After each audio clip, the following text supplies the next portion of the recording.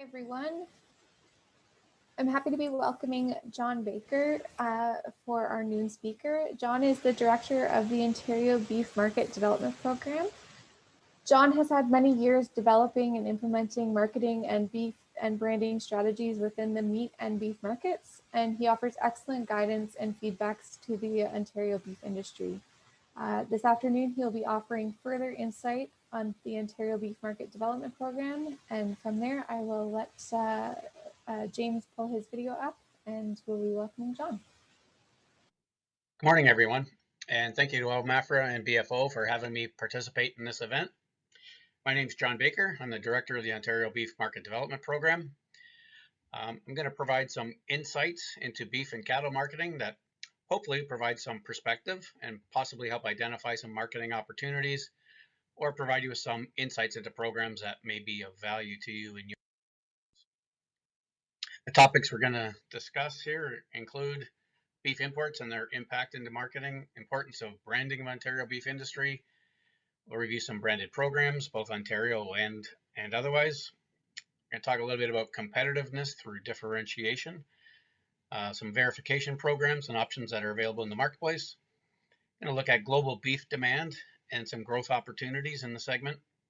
Going to review our Ontario Beef Market Development Program and how that fits into accessing global demand, increasing global demand, as well as a review of marketing support programs for Ontario producers and regional branded initiatives. Over the past 5 years, we've really started to see a reduction in imports into Canada. What the colors on the bars show you, though, is the composition of those imports is changing. Much of this is attributed to global factors. Some of that includes free trade agreements, market access conditions, and production capacity related issues, specifically in Australia, what we've seen in the last couple of years. In 2020, we've really seen the composition of our imports shift here. We've seen the EU, New Zealand, and Mexico have all gained some market share, while the US and Australia have lost some share here this year. And most of that, again, it's either to filling other market demand opportunities or, again, in Australia's case, reduction in production. For the most part, US imports tend to include mostly cuts, where Australia, New Zealand, South America have always tended to fill that grinding beef demand here for the processing sector. We have seen some shift there in the last little while as we're starting to see more New Zealand and Australia imports coming in as branded grass-fed beef cuts into the retail sector as demand starts to grow there.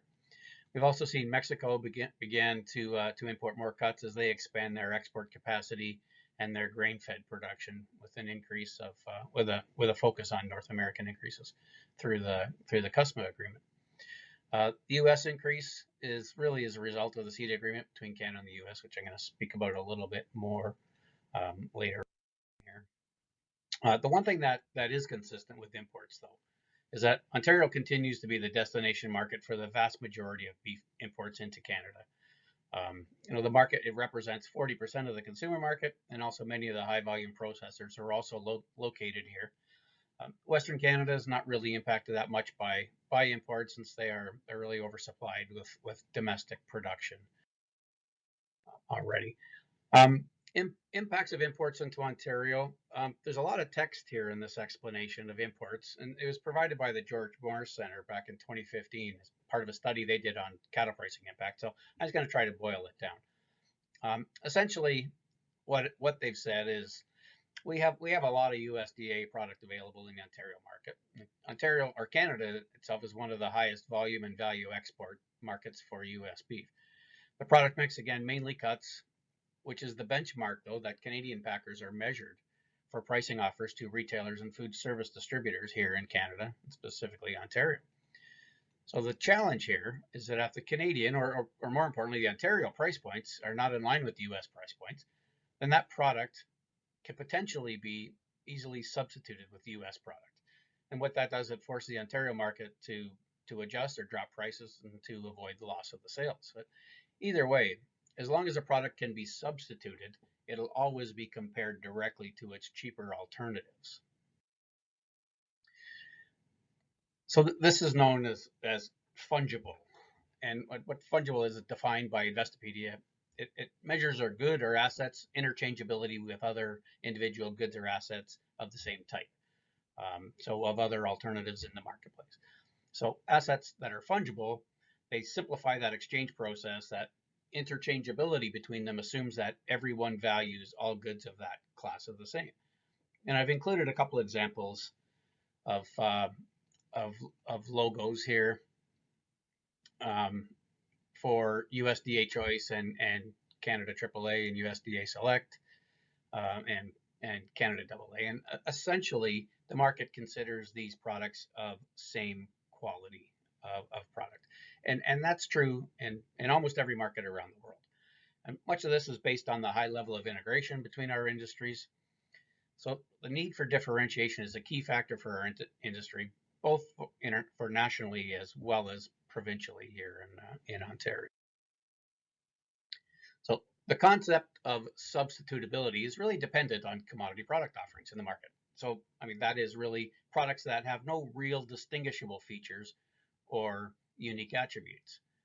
Interesting, at the 2020 Canadian Beef Industry Conference, the keynote speaker, Dr. David Hughes, he spoke about the need for Canada to focus beef production on things like producing products that are attribute-based and unique versus a single homogenized commodity product offering.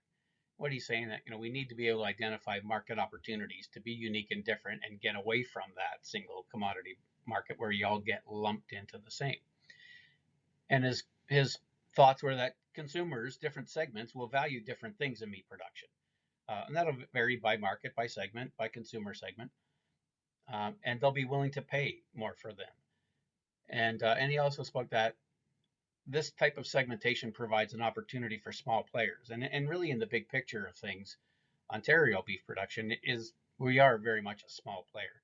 I think it's interesting though is that Ontario has been very innovative in this, and we recognize the need for differentiation and demonstrated strong leadership in brand marketing of beef for over 20 years now. The Ontario Corn Fed program was launched in 2001, and I'm going to talk a little bit about that later on. And Dr. Hughes's comment and warning really was that commodity beef production is really a race to the bottom. So we need to identify opportunities to focus on more attribute-based marketing or adjective-based marketing, as he refers to it as well.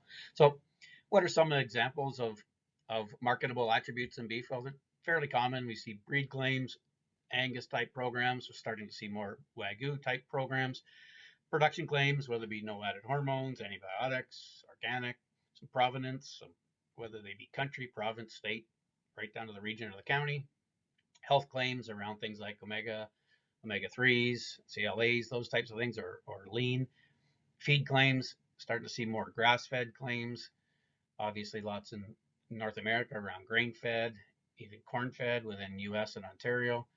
Starting to see more of the sustainable claims, the social aspects, certified sustainable, animal welfare, those types of things, and grade claims, things like AAA, USDA Choice, or any combination of any of those above. And those are just some examples. There could be more examples as well. So, how does the concept of Ontario Beef Marketing Program benefit the Ontario cattle industry? Why do we need to market Ontario beef? Why do we need to be different? Well, it provides a process to differentiate our product from our competitors, and that's both in the domestic as well as the international markets. We need to avoid having our product considered the same as all other Canadian beef by global customers, since if it's perceived the same, the price will always be set by the highest volume processors. And Ontario is not considered a high volume processor in the North American scheme. Also gives us an opportunity to distinguish our product and the people who produce it and sell it in the eyes of our customers and our consumers. Really make that connection between the supply chain, who's producing our product, where it's coming from, and start to begin to really tell a story.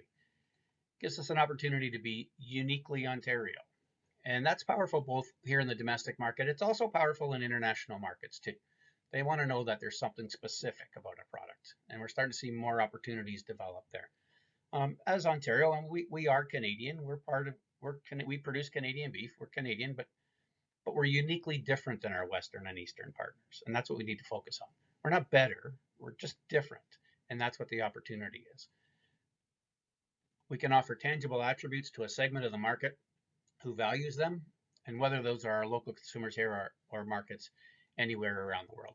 And we really need to focus to make sure that we're including our distribution and our packer partners, because they're also competing against imports and the higher volume processing plants that have access to the Ontario market here specifically. And then lastly, to enhance the competitiveness of the Ontario industry. So what do we mean when we say competitiveness? Well, in the beef sector, we use the definition of competitiveness as profitably sustain or expand market share, meaning the more demand for branded Ontario beef that we create, we limit the market's ability to substitute imported beef, resulting higher prices for Ontario cattle. And that's supported by a statement provided by Kevin Greer, market analyst. He talks about the inability to substitute Ontario product for imported product logically results in more robust prices for Ontario beef. It means if we have to, we ensure that that beef product must utilize Ontario cattle, we're ensuring that we're going to increase demand prices for Ontario cattle. So these are some examples of brands and product offerings that are widely available in the Ontario market. Some of them are actually processed in Ontario, but they're also processed in Western Canada and the US. Brands like Certified Angus, Sterling Silver, Meyer Angus, Angus Pride, not exclusive to Ontario, or certainly not even exclusive to Canada. The point here, though, is that none of these brands or programs are not specific to Ontario cattle, and they can easily be substituted from import competitors. On the flip side, these are examples of Ontario brands that all require Ontario cattle and cannot be substituted with imported beef. So the focus of our marketing strategy, which I'm going to talk a little about later on, is working within the Ontario beef supply chain to increase the share and volume of Ontario beef, Ontario branded beef programs that specify Ontario cattle and cannot be substituted from our imported competitors. Again, the inability to substitute Ontario beef product for imported product logically will result in more prices for Ontario beef. So how do we do that? So how do we look at creating unique product offerings? Well, it really needs to start with a non-commodity focus, with built-in attributes or adjectives that describe what you're doing differently, or why this beef is different from a commodity offering. These attributes can be told in a perspective from a farm to fork perspective that includes all partners within the supply chain, including Ontario farmers, Ontario processors, Ontario retailers, as examples of these types of programs as well. Attributes, they can be market specific, whether they're to the local market or maybe they're specific to an international market, or they can be focused on one specific consumer segment. Again, as Dr. Hughes talked about, different segments will value different things and be willing to pay more for. There may be some program requirements that you do that are over and above commodity production. And there may be some requirements for registration in a certification program as well to back up any of those claims. And if you are doing something that's over and above, you want to make sure that we can validate and verify what's being done. And I'm going to talk a little bit more about that after as well. So why is it important to tell your unique story? More than ever, especially we see more and more with growth in communications through social media, is that more than ever, we're a connected world, and today's consumers, they want to know more. They want more information on food production systems. They want to know more about who. They want to know where. They want to know what you're doing. They want to know how you're doing it. They want to know if you're delivering consistent high quality, if you're locally, are you socially responsible? What type of protocols are you following? How do you ensure safe and wholesomeness? Are you credible? Are you verifiable? So what's the process that you utilize for verification of those claims? And I want to give one example, and this is an example to show that we can do this. We can do this. It's been done here in Ontario, and we can continue to replicate these successes. Local success story and telling a unique story and separating yourself from being substituted by a competing product is Ontario Corn-Fed program, as I talked about. That program is now certifying over 300,000 head of cattle annually. Now that's product that can't be substituted by USDA or Western Canada, and it provides a degree of separation, a price separation from those competitors as well. It also provides a premium from the packer since there's a high demand from the marketplace for those program cattle. All cattle in the program are certified under the corn-fed program that shows that these producers are doing something that's over and above what the commodity market demands. So in Ontario, we have several certification options, and these programs can have a really positive impact on our end use customers, meaning our retailers or distributors, as well as our consumers, and the trust and the confidence that they have in the product, and the trust and confidence that we can earn in the product. They also provide a verification of marketing claims, which by law requires a verification process. Any marketing claim that is made about a product, specifically a beef product, if we're talking about a marketing claim around production, there must be a process for verifying what that claim is. They can also provide a third-party endorsement for your product and the processes for which you include in it. There's also a requirement for some branded programs, as I talked about with Ontario Corn-Fed. There may be some customer requirements. In the US, we're starting to see a lot more US packers are demanding fed cattle come from quality assurance programs. We're starting to see that here in Canada and Ontario in particular as well. And then there's also programs such as CRSB that have some requirements, and I'll talk a little bit more about that as well.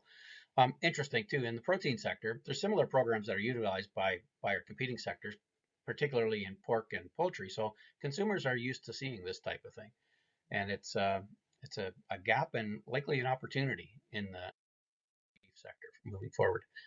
So talking about a story, how do consumers value a story? Well, I'm going to show you. I got a couple of examples of some attitudinal research that's done, and there's an example of a basic consumer research question versus more of a defined value proposition. So on the left is a usage and attitude study from Foodland Ontario back from 2012, but I think it's still relevant. And 75% of people would agree, I prefer to buy fresh meat or beef from Ontario as long as it's fresh and wholesome. So all things being equal, I prefer from Ontario, 75%. However, if you ask a similar question to similar group of folks, if you can enhance your position and tell more about what you're doing and change the question to say, would you prefer to purchase beef from cattle that's fed on Ontario family farms, it's produced under a documented quality assurance program, including defined good production practices and feed specifications. And you can see an increase to 93%. And essentially all you're doing is you're just telling more about the story of what it is that you're doing. And again, with a process to back those claims up. We're also starting to see more that the market is looking to unique and value-added attributes as a way to differentiate themselves in the market. Companies, they want to demonstrate their commitment to issues that are becoming more socially important to their consumers. And sustainability is one, and it's becoming a very high priority in the market. Consumers want to know, again, more about their food, who produces it, what processes are used, and what are you doing and as it relates to overall sustainability. The Canadian Roundtable for Sustainable Beef, their mission is to advance continuous improvement in the Canadian beef industry's sustainability through multi-stakeholder engagement, collaboration, communication, and science. I've posted some of the ads of some of the news clippings of introduction for end users and distributors who have become members of CRSB. And since the introduction of the program, they've reported 8.6 million pounds of beef has been sold with a CRSB claim. And out of that 8.6 over the course of the project, 4.8 of that was in the last reporting year. So you're starting to see some increased market demand there. And Ontario is in a unique position to capture some of that increasing market share and the value that it has to producers. Recently, the Ontario Corn-Fed Beef Program was approved as a certifying body for CRSB, giving producers in Ontario another option for accessing the program. Cargill Guelph was also recently certified as an approved facility, so that now which provides more access for Ontario producers through their sustainable beef program.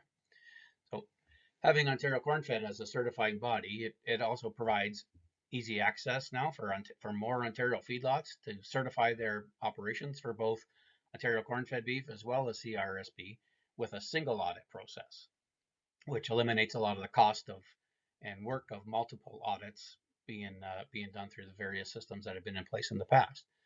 So hopefully we can look at increasing market demand for CRSB cattle. We know that Guelph has been very active in talking about looking at opportunities for growth. We've seen some market players here in Ontario that have been committed to the program.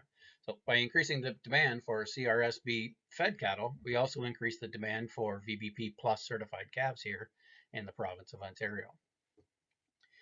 So something that we have to really look forward to here in the province. If anyone has any questions regarding Cargill's Sustainable Sourcing Program, you can visit their website. You can also, if you have any questions or you want to learn more about CRSB, you can visit their website. I'll leave those on the screen for a second here. Well, it needs to write that down. It's important to note too that regional marketing is not unique to Ontario. Every province also tries to promote their local industries and their markets. Fortunate again here in Ontario, we have a very vast, very large and diverse consumer market segment. But other provinces also are focusing in on inward focused marketing for their domestic markets, and starting to see a lot more of that now. I think it's important too that with all the challenges that we faced in Ontario in recent years, it's very positive to note, and this is something that I believe is very, very positive moving forward and really kind of sets direction for future opportunities here, is that global beef demand continues to increase. We've seen a 4% compound annual growth for the last 10 years. I think that again is very exciting for opportunities moving forward. And the Ontario Beef Market Development Program has really been developed to capture or increase shares of Ontario branded beef in the local market as well as international markets. So again, increased global beef demand is quite positive news for us. And within that strategy, we have a 4-year strategy that's in place, a very clearly defined vision.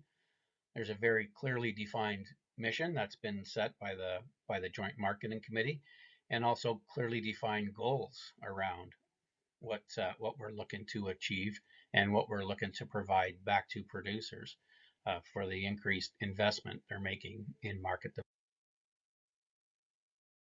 The primary focus of the strategy is to promote existing brands of Ontario beef as well as develop new brands of Ontario beef, as well as leveraging on-farm quality assurance programs that are going to enhance our ability to differentiate these brands and to verify the claims that were in these programs. So again, focusing on programs that eliminate us from substitutability.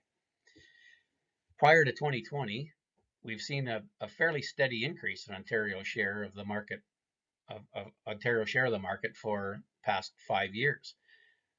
Ontario production share of domestic consumption has been steadily increasing, other than the outlier of 2020, obviously compounded by the COVID issue. Don't need to speak more about that. But we have seen a steady increase in Ontario's share of the domestic market. We've also seen tremendous growth in Ontario beef exports since 2015. And the reason we use 2015 as a starting point is that was the year that Ontario Beef Export Market Development Program was initially launched. So we've actually been proactively involved in marketing Ontario beef since 2015. So we've seen some impressive growth, about $236 million or 58% increase in exports. The priority market for Ontario beef exports especially in 2020, it was pretty much the only market that we were focusing on due to some of the COVID restrictions, has seen, again, very, very strong growth. And in fact, Ontario beef exports are even outpacing the growth of Canadian beef exports by about 20% for the period of 2016 to 2019. So it just demonstrates that a competitiveness based on differentiation strategy can be very successful if it's implemented properly and is coordinated properly. One export market I think that's worth discussing is the EU, the European Union. Canada and the EU, the agreement, the CETA agreement, entered into force in 2017. Essentially, it provided Canada with duty-free access for about 65,000 metric tons, probably more than we'll be able to fill for a long time. 2020 volumes into the market, somewhere around 3,000 metric tons. It might be a little bit higher this year. There has been challenges in establishing a supply chain of EU eligible cattle. As for EU requirements, it's individual farms that must be certified for the EU, and there's a bit of a process to go through. However, the CCA has developed some really good resources around that to work with producers, whether you're a feedlot operator or cow-calf operations. They've got the documentation and the processors. They're downloadable from the CCA website if anybody's interested. I think it's worth taking a look. Some of the challenges we also have in processing is there's some regulatory restrictions on some of the antimicrobial interventions that our plants here in Canada utilize that are not allowed there. And to that extent, currently no Ontario plants are certified for exports to the EU. The EU does have open access to the Canadian market with some strong growth and some 2020 stats. Ontario's share of EU imports, about 65% of all imports of EU imports into Canada, 65% are arriving through Ontario, and our share of exports is about 3%. And it's, again, mostly we have no slaughter plants facilities certified. Could be some further processors, something that's exporting through there. Or it could be some small veal product into the market. They are quite active in market development in Ontario. The EU companies are actively developing supply chain partnerships here in Ontario, so we do see that this market is going to be a strong focus of them. I do utilize things like seminars, webinars, B2B meetings, and in fact there was one just this week that some German companies had a B2B and some webinars here in Toronto. Opportunities for producers that are looking at doing some regional marketing, whether it be consumer direct. There is an annual budget allocation for small regional producer brands in the Ontario Beef Market Development Program. The program is cost shared under the Collaborative Partnership Program, so it covers off 50-50 expenses. It has clearly defined terms and eligibilities, just ensuring that there's alignment with the strategy, that there's checkoff being paid on the cattle, since it is checkoff dollars we're utilizing, that there's a quality assurance program involved, and with a strong focus on growth. The documentation and information on that is available on the BFO website, or if you're interested, please don't hesitate to contact me directly. I'll have my email address up on the screen when we're done here. And I think one other positive indicator worth noting is the stabilizing and even small growth now in the Ontario cow herd, which is gaining share in the total Canadian herd. And I think that's a positive, especially when you put that into the context of strong global beef demand and the opportunities that we have to continue this growth in global export markets. So next steps, I would encourage you all to reach out, identify supply chain opportunities that align with your operation, or at least that align with what you're willing to do with your operation. How do you do that? Network with industry. If you're a feedlot operator, talk to your cattle buyers. If you're downstream, talk more to your supply chain partners up and downstream. Identify what the market's looking for. What are some opportunities to get involved in supply chains or value chains, or some marketing initiatives, marketing programs. Understand the marketing programs that are out there. Identify potential benefits versus the program requirements. What's the trade-off? What's the requirements? Again, how does it align and fit into your operation? and then reach out and assess the certification program options that we have here in Ontario. Again, I think moving forward, on-farm certification is going to be a large part. It's going to be a foundation of most of marketing opportunities that we're going to see moving forward here in the future. So assess those certification programs, what options that you have, identify, understand what the cost of them are and what the benefits that they're going to deliver are. Again, Dr. David Hughes, the words commodity beef production is a race to the bottom. I think we have opportunities, we have well-defined strategies, we have resources, we have commitment. It's just identifying the individual opportunities for each individual producer moving forward here. Thank you very much.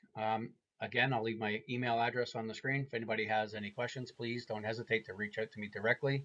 And I believe I will be online live during the presentation here on Saturday afternoon.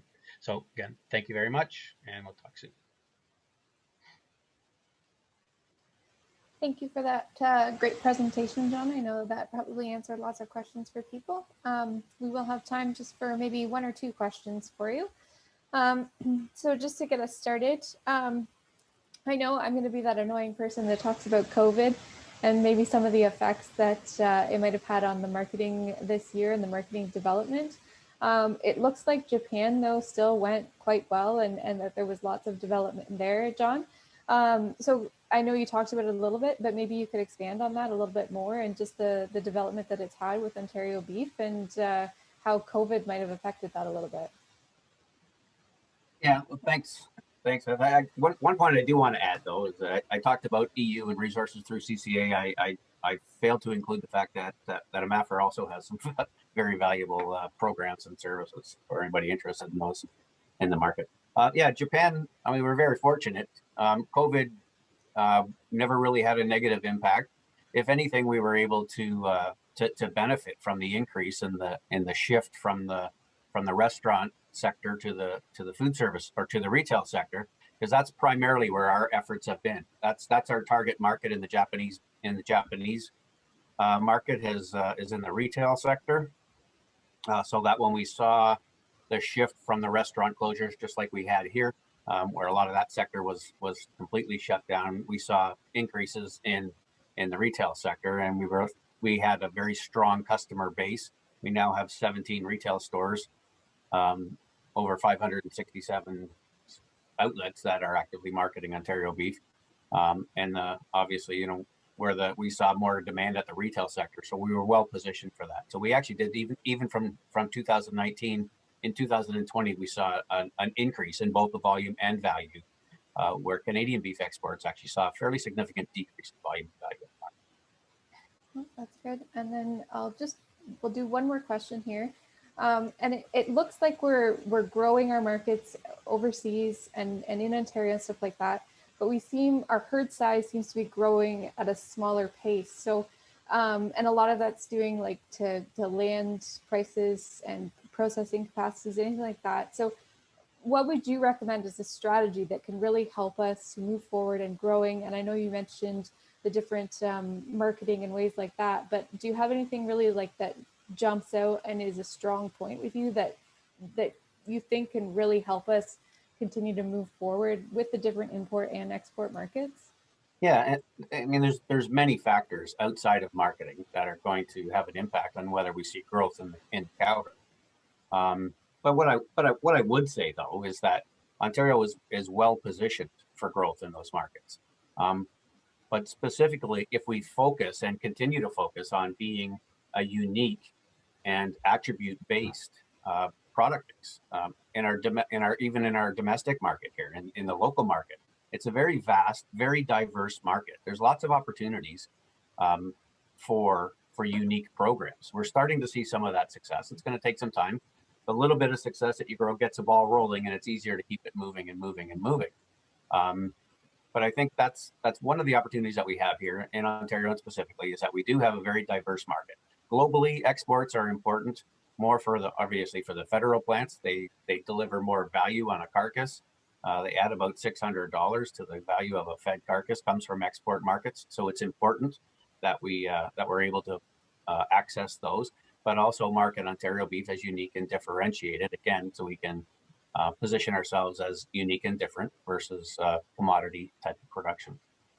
Perfect. Well, thanks again, John, for joining us today, and we appreciate you taking the time out and joining us for your lunchtime talk. That's awesome, and we appreciate it to learn more about the marketing development we have here in Ontario. So thanks again.